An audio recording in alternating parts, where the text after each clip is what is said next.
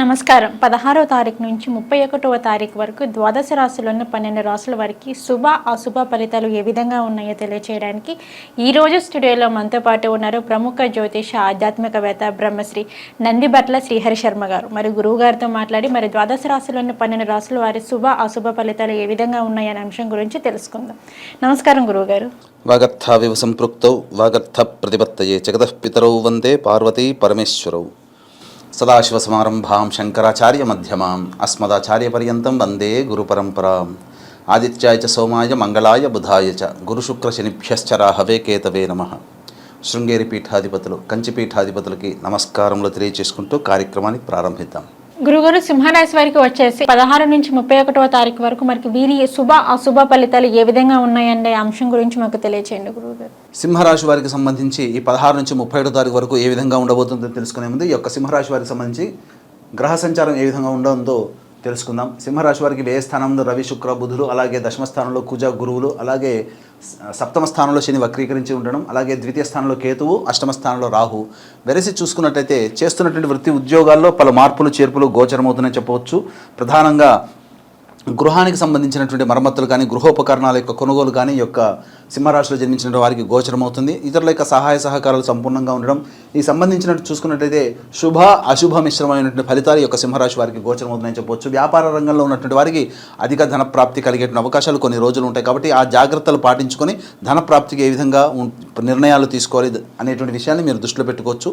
ఇక గమనించుకున్నట్లయితే విద్యార్థులకి కష్టపడితే తప్ప ఫలితాలు పొందలేనటువంటి పరిస్థితి కావున జాగ్రత్తలు పాటించండి. దైవానుగ్రహంతో ముందడుగు వేసినట్లయితే ఈ సింహరాశి వారికి సంబంధించి అన్నింటా శుభ ఫలితాలు పొందుతారని చెప్పవచ్చు. శని వక్రీకరించినటువంటి స్థితి కారణం చేత ప్రధానంగా ఇతరుల నుంచి సహాయ సహకారాలు ఏదైతే మీరు ఆశిస్తున్నారో అవి ఒకటికి 2 సార్లు మీరు ప్రాధేయపడినా లేకపోతే ఎక్కువగా సంబంధించి వారిని కలిస్తే తప్ప మీకు వారి నుంచి కొంత సహాయ సహకారాలు తోడ్పాటు అందదనేటువంటి విషయాన్ని గమనించుకొని ప్లానింగ్ ప్రకారం మీరు ముందడుగు వేసినట్లయితే తప్పకుండా మీకు మంచి జరుగుతుందని చెప్పవచ్చు. ఇక వ్యయస్థానంలో రవి శుక్ర బుధుల యొక్క సంచార ప్రభావం కొంతవరకు చక్కటి సౌఖ్యం అనగా ప్రధానంగా చూసుకున్నట్లయితే దాంపత్యంలో ఉన్నటువంటి వారికి విభేదాలు వచ్చినప్పటికీ కూడాను పరిష్కారవంతమైనటువంటి పరిస్థితులు ఈ 16 నుంచి 31 తారీఖు వరకు ఉంటుందని చెప్పవచ్చు. ఇక విద్యార్థులకి మంచి శుభ ఫలితాలు కలుగుతాయి, కానీ కష్టపడాలి. ఇక గమనించుకున్నట్లయితే వివాహ సంబంధమైనటువంటి విషయంలో ఉన్నటువంటి వారికి వివాహ ప్రాప్తి కలిగేటువంటి అవకాశం ఉంది. కాబట్టి చేపట్టేటువంటి పనులలో వివాహ ప్రాప్తి కలిగేటువంటి అవకాశం ఉంటుంది. ఇక గమనించుకున్నట్లయితే ద్వితీయ కేతు యొక్క ప్రభావం, అష్టమ రాహు యొక్క ప్రభావం ప్రధానంగా చేస్తున్నటువంటి పనులలో కార్యభంగములు అయ్యేటువంటి ఎక్కువ అవకాశం ఉంది. కాబట్టి దైవానుగ్రహంతో ముందడుగు వేసినట్లయితే చాలా మంచిదైనటువంటి విషయాన్ని మీరు గమనించుకోవాలి. ఇక ప్రధానంగా గమనించుకున్నట్లయితే 16వ తారీఖు రోజున విశేష ధన ప్రాప్తి కనబడుతుంది. కావున జాతకరీత్యా ఈ 16వ తారీఖు మంచి శుభదినంతో మీకు ప్రారంభమవుతుందని చెప్పవచ్చు. ఇక 17, 18 తారీఖుల్లో కార్యహాని జరుగుతుంది. మీరు చేపట్టినటువంటి పనులలో కొన్ని ఆటంకాలు లేకపోతే ఆ పనులు పూర్తి కాకుండా లేకపోతే ఆ పనులు మీకు బెడిచికొట్టడం జరుగుతుంది. కాబట్టి జాగ్రత్తలు పాటించండి. ఏ పని చేసినా 1, 2 సార్లు ఇతరుల యొక్క సహాయ సహకారాలు తీసుకొని కనుక చేసుకున్నట్లయితే చాలా మటుకు మంచి జరుగుతుందని చెప్పవచ్చు. ఇక 19, 20, 21 తారీఖుల్లో ప్రధానంగా మానసికమైనటువంటి ప్రశాంతత లేకపోవడంతో పాటుగా చాలా మటుకు వృధా కాలయాపన జరిగేటువంటి అవకాశం ఉంటుంది. కావున జాగ్రత్తలు పాటించండి. ఆరోగ్యం పట్ల ఈ 19, 20, 21 తారీఖులో ఆరోగ్యం పట్ల శ్రద్ధ తీసుకోండి. జాగ్రత్తలు పాటించండి ఆరోగ్యం పట్ల. 22, 23, 24, 25 తారీఖులో విశేష ధన ప్రాప్తి ఇతరుల యొక్క సహాయ సహకారాలతో మీరు అనుకున్నటువంటి రంగంలో మీరు ముందడుగు వేయడమో లేకపోతే మీకు సంబంధించి ఉద్యోగంలో ఉన్న వారికి ఉద్యోగ ప్రాప్తి, వారికి విద్యా ప్రాప్తి, వివాహం వారికి వివాహ ప్రాప్తికి సంబంధించినటువంటి ఏదైనా ఒక శుభవార్త 22, 23, 24, 25 తారీఖుల్లో మీకు ఆనందాన్ని కలగజేస్తుంది. సంతోషంగా గడుపుతారు. ధన ప్రాప్తి కూడా కనబడుతుందని చెప్పవచ్చు. ఇక 26, 27 తారీఖుల్లో విశేష ధన వ్యయం అయ్యేటువంటి అవకాశం ఉంది. కాబట్టి జాగ్రత్తలు పాటించండి. మానసికమైన ప్రశాంతత లేకపోవడము ఈ కారణం చేత ఎటువంటి నిర్ణయాలు తీసుకోకుండా ఉండడమే చాలా మంచిదని గమనించుకోవాలి. ఇక 28, 29 తారీఖుల్లో విశేషముగా సంతానపరమైనటువంటి చిక్కులు సమస్యలు ఎదురయ్యేటువంటి అవకాశం ఉంటుంది. సంతానంతో వాగ్వివాదాలు చోటు చేసుకుంటాయి. కాబట్టి జాగ్రత్తలు పాటించండి. ఇక సంతానపరంగా ఏదైనా కానీ నూతన సంతానం కోసం ప్రయత్నం చేసే దంపతులు ఈ యొక్క 28, 29 తారీఖులో సంతానానికి సంబంధించినటువంటి నిర్ణయాన్ని వాయిదా వేసుకోవడమే విషయాన్ని గమనించుకోవాలి. ఇక 30, 31 తారీఖులో ఉద్యోగస్తులకి చక్కటి శుభ పరిణామంగా చెప్పవచ్చు. ఉద్యోగస్తులకి ఉన్నత అధికారులకు అనుగ్రహం పొందడము, అలాగే నూతన ఉద్యోగంలో ప్రారంభం చేసుకోవాలని వాళ్ళకి మంచి ఉద్యోగానికి సంబంధించినటువంటి శుభవార్త వింటారు. నిరుద్యోగులకి ఉద్యోగం లభిస్తుంది. అలాగే వ్యాపారస్తులకి, చిరుద్యోగులకి, అలాగే కులవృత్తులకి, చేతులృత్తులో ఉన్నటువంటి వారికి ఈ యొక్క మాసాంతము అత్యంత ధనప్రాప్తి శుభదాయకంగా ఉండేటువంటి అవకాశాలు ఉన్నాయి కాబట్టి జాగ్రత్తలు పాటించండి. ఇక ఏది ఏమైనప్పటికీ కూడా సింహరాశి వారికి చూసుకున్నట్లయితే శుభ అశుభ మిశ్రమాలు అధికంగా ఉంటాయని చెప్పవచ్చు. అయితే ఎంతటి వాడికైనప్పటికీ కూడా దైవానుగ్రహం తోడైతేనే అన్ని రకాల సమస్యలు పరిష్కరింపబడతాయి.